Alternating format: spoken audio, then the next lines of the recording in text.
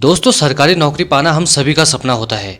और अगर 12वीं पास करने के बाद गवर्नमेंट जॉब मिल जाए तो क्या कहना, बिन मांगे मुराद पूरी हो जाने के बराबर है।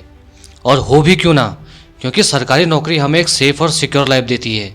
गवर्नमेंट जॉब मिलने के बाद हमारे ऊपर से एक बहुत बड़ा प्रेशर हट जाता है और हमारी लाइफ बेहद आसान हो जाती है। अगर आप भी 12वीं पास करने के बाद सरकारी नौकरी पाना चाहते हैं तो ये वीडियो खास आपके लिए है। यहाँ पर हम आपको बताएंगे टॉप 4 गवर्नमेंट जॉब जिनमें अच्छी सैलरी, जॉब सिक्योरिटी और करियर ग्रोथ है। तो बिना आपका समय गवाए वीडियो शुरू करते हैं। और इन जॉब्स की रिक्वायरमेंट सिर्फ इतनी है कि आप सिर्फ 12वीं पास हों। दोस्तों, इस लिस्ट में सबसे पहले नंबर पर आता है पोस्ट ऑफिस, GDS, MTS और पोस्टमैन की भर्तियाँ। अगर आप भी आरामदायक काम और सरकारी नौकरी पाना चाहते हैं जिसमें अच्छी सैलरी भी मिले तो पोस्ट ऑफिस की नौकरी आपके लिए सबसे बेस्ट ऑप्शन हो सकता है। पोस्ट ऑफिस में GDS ग्रामीण डाक सेवा, MTS मल्टीटास्किंग स्टाफ, पोस्टमैन डाकिया। दोस्तों, इन पोस्टों के लिए आपकी क्वालिफिकेशन 10वीं और 12वीं पास होनी चाहिए और लोकल लैंग्वेज और हिंदी भाषा का अच्छा ज्ञान होना चाहिए। दोस्तों, इन पोस्टों पर भर्तियां 10वीं और 12वीं में मिले नंबरों के आधार पर की जाती है।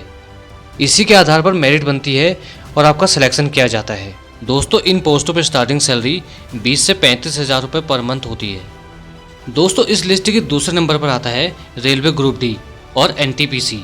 रेलवे ग्रुप डी में अलग अलग पोस्ट पर काम करने वाले कर्मचारी जैसे रेलवे ट्रैक सिग्नल और अन्य टेक्निकल डिपार्टमेंट के संचालन और मेंटेनेंस का काम आता है।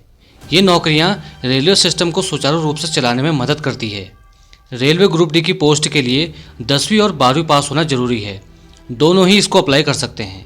रेलवे ग्रुप डी की भर्ती के लिए कंप्यूटर आधारित टेस्ट यानी CBT, physical test, document check और मेडिकल परीक्षा देनी होती है। इन सभी परीक्षा को पास करने के बाद आपको सिलेक्शन दिया जाता है। दोस्तों, रेलवे ग्रुप डी की भर्ती में परीक्षा का पैटर्न कुछ इस तरीके का होता है। GK और मैथ्स के 25-25 क्वेश्चन होते हैं।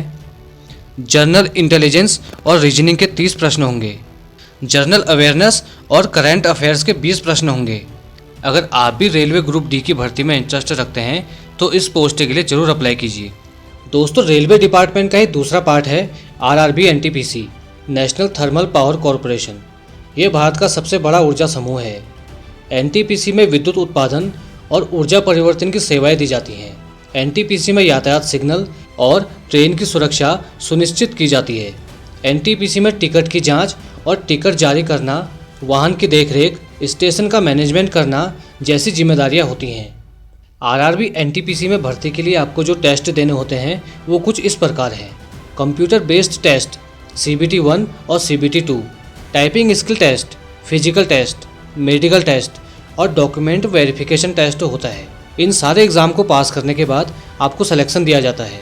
बात करें इसमें सैलरी की तो इसमें आपको स्टार्टिंग सैलरी 22 से 35 हज़ार रुपये तक मिल सकती है। दोस्तों, इस लिस्ट के तीसरे नंबर पर आता है स्टेट पुलिस। सभी राज्यों में हर साल स्टेट पुलिस की भर्तियां निकलती रहती है। आप जिस भी राज्य से हो आप उस राज्य का स्टेट पुलिस का एग्ज़ाम दे सकते हो। पुलिस में भर्ती होने के लिए सबसे पहले आपको 12वीं पास होना जरूरी है। भर्ती के लिए आप एप्लीकेशन फॉर्म सबमिट करें। उसके बाद आपको रिटन एग्ज़ाम के लिए बुलाया जाता है। एग्ज़ाम बहुत आसान होता है। अगर जिसने अच्छे तरीके से पढ़ाई की है तो वो एग्ज़ाम को क्रैक भी कर सकता है। एग्ज़ाम में मैथ, इंग्लिश, GK और रीजनिंग के क्वेश्चन पूछे जाते हैं। उसके बाद फिजिकल टेस्ट होता है जिसमें running, long jump, ball throw, chin up इसकी जैसी फिजिकल एक्टिविटी शामिल होती हैं, जिसके लिए आपको 2 महीना कम से कम प्रैक्टिस करनी होगी और आपकी आई विज़न एकदम क्लियर होनी चाहिए 6x6 की। इन सब एग्ज़ाम को क्लियर करने के बाद आपको इंटरव्यू के लिए बुलाया जाता है जिसमें लगभग सभी कैंडिडेट्स पास हो जाते हैं। उसके बाद आपकी ट्रेनिंग स्टार्ट हो जाती है। बात करें स्टेट पुलिस की सैलरी की, इसमें स्टार्टिंग सैलरी 25 से 40 हज़ार रुपये तक हो सकती है। अगर आप भी फिजिकली फिट हो और अपने देश की सेवा करना चाहते हो तो स्टेट पुलिस का एग्ज़ाम ज़रूर देना। दोस्तों, इस लिस्ट में चौथे नंबर पर आता है SSC CHSL, SSC staff selection commission, CHSL combined higher secondary level. CHSL की भर्ती SSC करवाती है। भर्ती के लिए आपको ऑनलाइन एप्लीकेशन फॉर्म भरना होता है। ये भर्ती साल में सिर्फ एक बार होती है। CHSL में बहुत तरह की पोस्ट होती हैं, वो डिपेंड करता है एग्ज़ाम में आपके नंबर कैसे हैं। दोस्तों, इस एग्ज़ाम में 3 तरह के सवाल पूछे जाते हैं: objective type question, descriptive type question और स्किल टेस्ट। सबसे पहले Tier 1 एग्ज़ाम होता है। Tier 1 एग्ज़ाम क्वालिफाई करने के बाद कैंडिडेट को Tier 2 एग्ज़ाम देना होता है।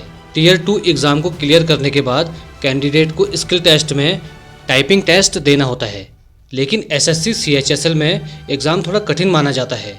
अगर आप इन 5 पॉइंट पर ध्यान देते हैं तो आपके लिए ये एग्ज़ाम आसान बन सकता है। नंबर 1, पिछले साल के पेपर से सवालों को सॉल्व करने की प्रैक्टिस करना। नंबर 2, मॉक टेस्ट की प्रैक्टिस। नंबर 3, हर सेक्शन के लिए टाइम टेबल सेट करें। नंबर 4, क्विक आंसर देने की प्रैक्टिस करें। नंबर 5, कमज़ोर सब्जेक्ट पर ज़्यादा ध्यान दें और लगातार प्रैक्टिस करें। दोस्तों, इन 5 ट्रिक को अपनाकर आप भी अपने एग्ज़ाम को आसान बना सकते हैं। और बात करें इसमें सैलरी की, तो इसमें स्टार्टिंग सैलरी 30,000 रुपये से स्टार्ट होती है। तो दोस्तों, ये थे 12th के बाद टॉप 4 गवर्नमेंट जॉब। तो दोस्तों, अगर आपको वीडियो इन्फॉर्मेटिव लगी तो वीडियो को लाइक और शेयर ज़रूर कर देना, और चैनल को प्लीज़ सब्सक्राइब करके बेल आइकॉन को ज़रूर प्रेस कर देना, ताकि जब भी हमारी कोई अगली इन्फॉर्मेटिव वीडियो आए और वो आपसे मिस ना हो। धन्यवाद। जय हिंद, जय भारत।